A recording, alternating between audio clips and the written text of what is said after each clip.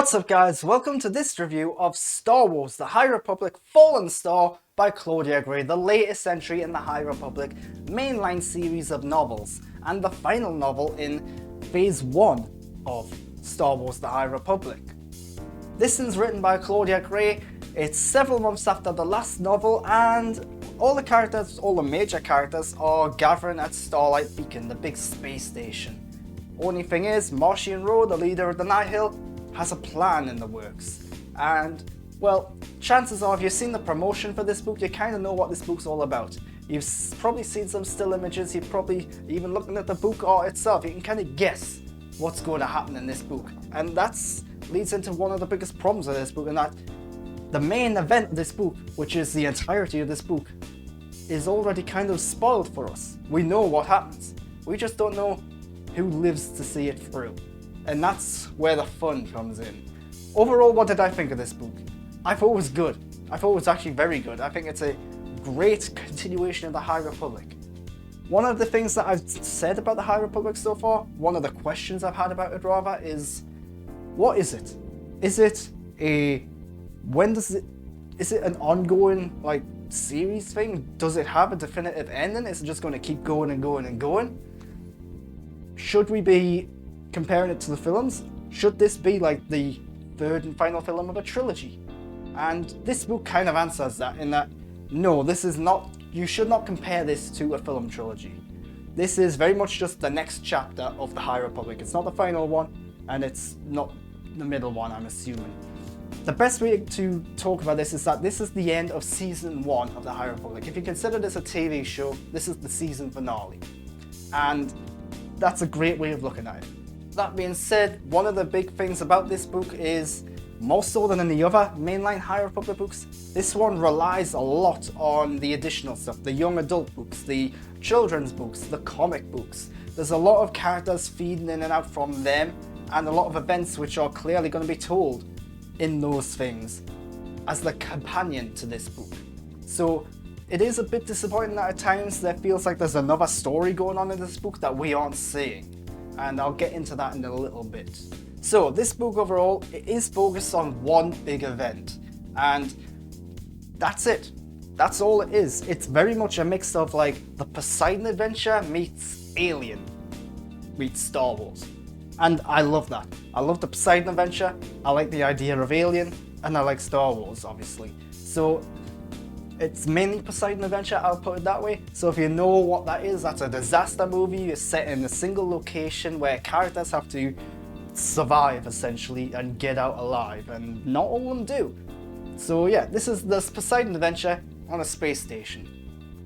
There you go. That sums up this book in a nutshell. And if you like the idea of that, you're gonna love this. I do think it's very different for a Star Wars book. It's much more thrilling than most Star Wars books. It's much more shocking and surprising than most Star Wars books. Like I said, compare it to a TV show. This is a Game of Thrones style TV show where the writer Claudia Gray is holding nothing back. She's taking big risks, big chances, she's killing off major characters because it makes sense to do that, sometimes just for shock value as well. And yeah, I'm not going to say who she kills off, but there are quite a few characters that you might like, you might love, you might not even care about, who do not make it through this book. Some of which I was really surprised at, some of which I saw coming a mile off. And yeah, overall it works really well. It kept me on my toes at all times, it was constantly entertaining. Like the other High Republic books, there's lots of different perspectives in here. Arguably this time I would say maybe it jumps from them a bit too much. There are perspectives of like Elzar Mann, then you go to Stellan Gios, then you go to Afi, then you go to Leo, then you go to this new guy in the hangar bay and stuff. There's a lot of different perspectives, and the characters are all really well realized. I liked all of them, in fact. There isn't a single character in this book where I'm like, oh, I am not interested in this person whatsoever. So that's really good credit to Claudia and the team who's making this. But it does constantly feel like we're not getting a chance to dive into them quite as much because we're constantly shifting perspective.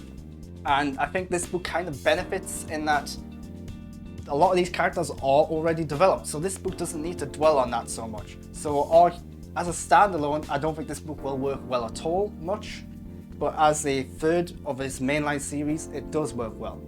But like I said, as a third book in this mainline series, it does rely on the other books. I mentioned Affy and Leo. They're not in the other main High Republic books. They're in the young adult books by Claudia Gray. So you have to have read that to know who these characters are, and they are major characters here. So yeah, interesting that way on. This book really does kind of force you to have to read into the other stuff. It does summarize some of the stuff. It does like say, oh, this is who Affy is, but you only kind of get like an idea of it. You don't really understand what they went through or who they are fully. But you might be wondering, right, this is a single event, a single location. How does it maintain entertainment? How does it stay interesting? Well, simple. Lots of twists and turns, lots of thrills, a lot of big moments, and again, it keeps you on your toes.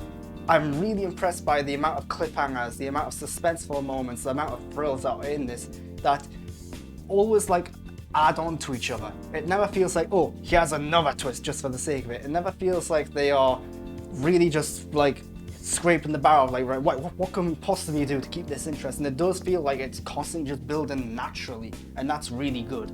But in relation to that, I will say that the story does take a little bit of time to get going. It's not until about halfway through when all of this kind of starts to happen, when things do start to fall into place. A lot of that is build up, a lot of that is getting the characters to that location, establishing who they are, why they're there, what they're doing, and building up the suspense and the tension.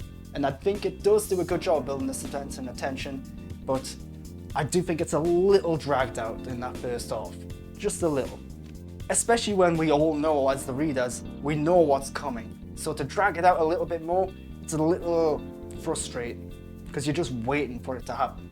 But like I said, there are a lot of characters in there. Just to touch on the characters a little bit, they all feel necessary, they all feel well utilized. No one feels like they're in there just for the sake of it, except maybe one or two characters who feel like they're there just to serve a certain plot point later on. That's the only thing. But yeah, they are smaller characters.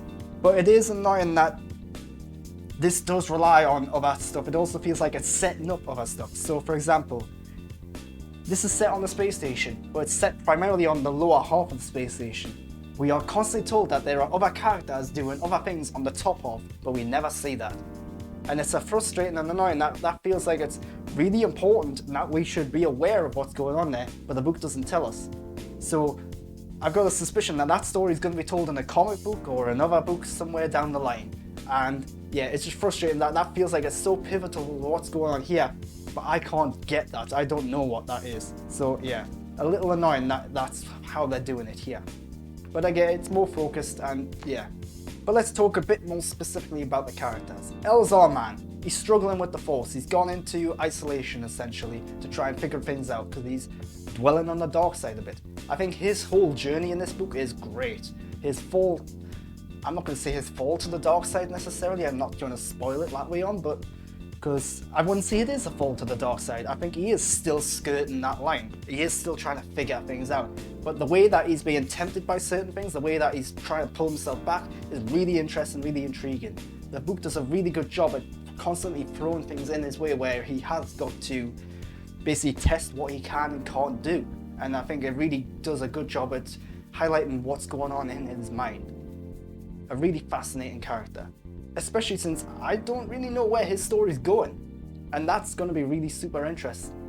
That being said, there is a huge climactic shocking moment towards the back end of the book that he gets involved in, only no one really talks about it. People are see what happens, and I think he even tells someone what happens, but they just brush by it. Yeah, there's a lot going on at that point, they don't really have time to dwell on it, but someone somewhere needs to like just say, hey, this is this, or yeah, they don't really address it very well, and I feel like that's them trying to just leave it for another book, which is obviously what they're going to do, but yeah, it is just a little bit odd that nobody addresses this.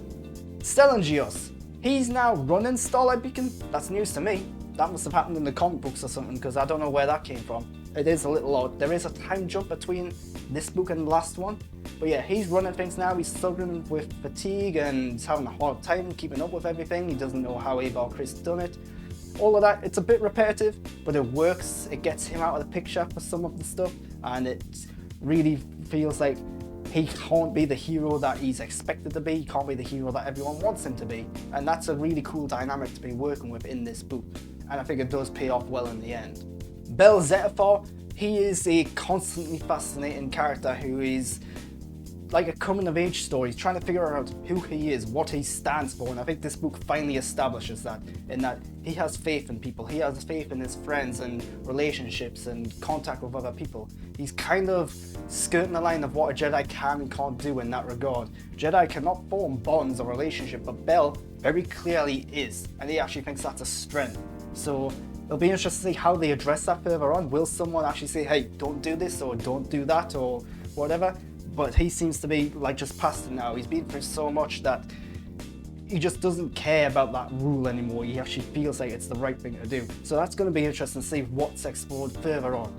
And that's one of the things about this book, is that this book does feel like it's a big climactic, shocking twist in the story rather than the next chapter in the story. It does feel like it's setting things up rather than finishing things off.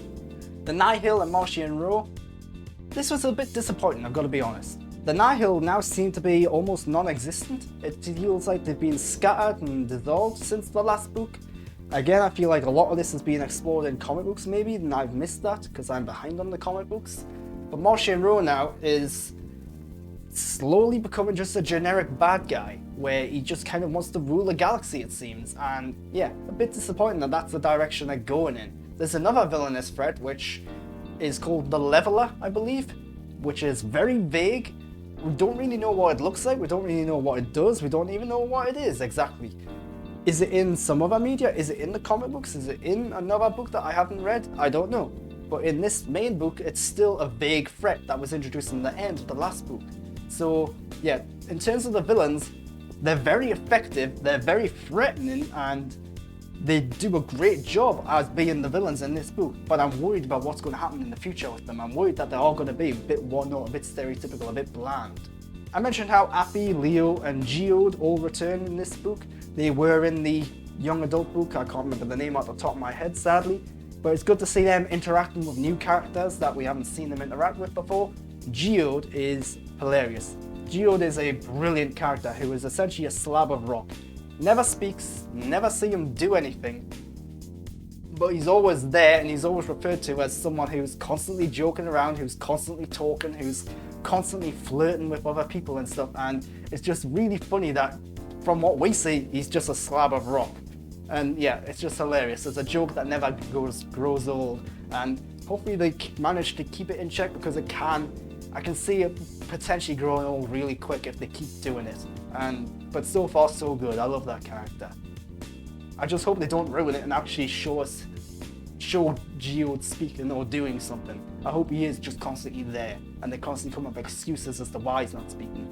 But this isn't bringing every character in there. There are some who are missing, like Venestra and Reef, for example. They're not here, they're not even mentioned. I'm assuming they're off doing something else somewhere. We'll have to find out.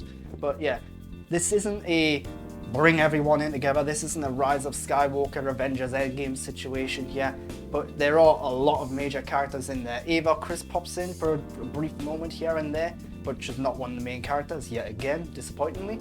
And yeah, so don't expect everyone to be here, but it does feel like it's gathering a lot of the main characters for a big event, and that's pretty cool.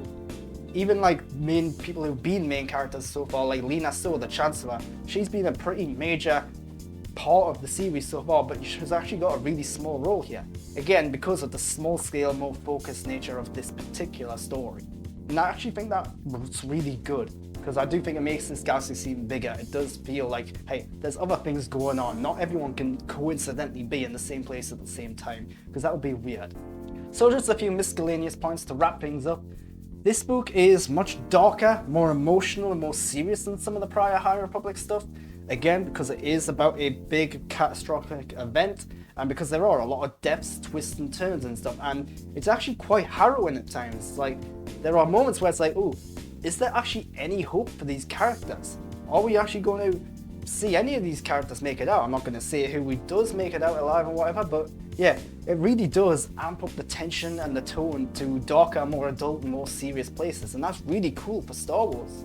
And in relation to this, some of the death scenes are pretty grisly. Like, yeah, it's just words on a page, you don't actually see it obviously, unless you're imagining it really well. But Claudia sometimes goes into a lot of detail about what exactly is happening, So there's a moment where a certain character kills another character with a lightsaber.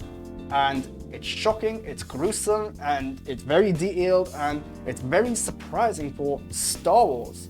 And yeah, it just highlights that, hey, Jedi do not kill people so often. And I'm not saying that, obviously I am kind of spoiling out a Jedi kills someone with a lightsaber here. But yeah, this is an unusual event, this is a big event, and there are other times in this book where it does go into grisly, gory detail about certain deaths, about what's happening to their bodies and the way they look, and yeah, very distressing stuff in there. This is a much more mature book for Star Wars. And we know that the next phase of the High Republic set 150 years before any of this.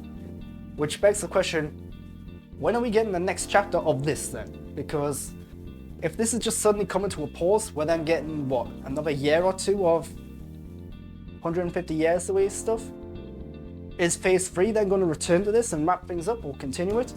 I don't know, it's all a little vague right now. I wish I had just a bit more answers, a bit more clarity on what this is exactly. Again, this feels like the end of Season 1. When's Season 2? Because right now it sounds like they've just announced a spin-off rather than a continuation. And that spin-off sounds cool, I'm going to read it, I'm going to get into it again, it's more High Republic, I love it, but I am a bit curious as to why they decided to pause it and go into the past rather than just continue it. Like, yeah, we're going further into the past, even though we're already in the past. It's unusual, and I'm intrigued to find out why that's happening and why it's going to be so important. Assuming it's going to set up something for the future. But otherwise, Star Wars The High Republic Fallen Star, a good book. Not necessarily the best of the High Republic books so far. Very more mature, focused, straightforward, and thrilling. I would say one of the more dramatic books so far. One of the more striking books. One of the more memorable books, I would say, as well. Simply because of how much happens in there and how much surprising stuff happens in there. But I liked it overall. If you liked this video, why not subscribe to my channel to get more content like this? And of course, follow me on Twitter and Instagram at @the_GrantBurton for more content from me in other forms. And of course, that's it for now. Thanks for watching.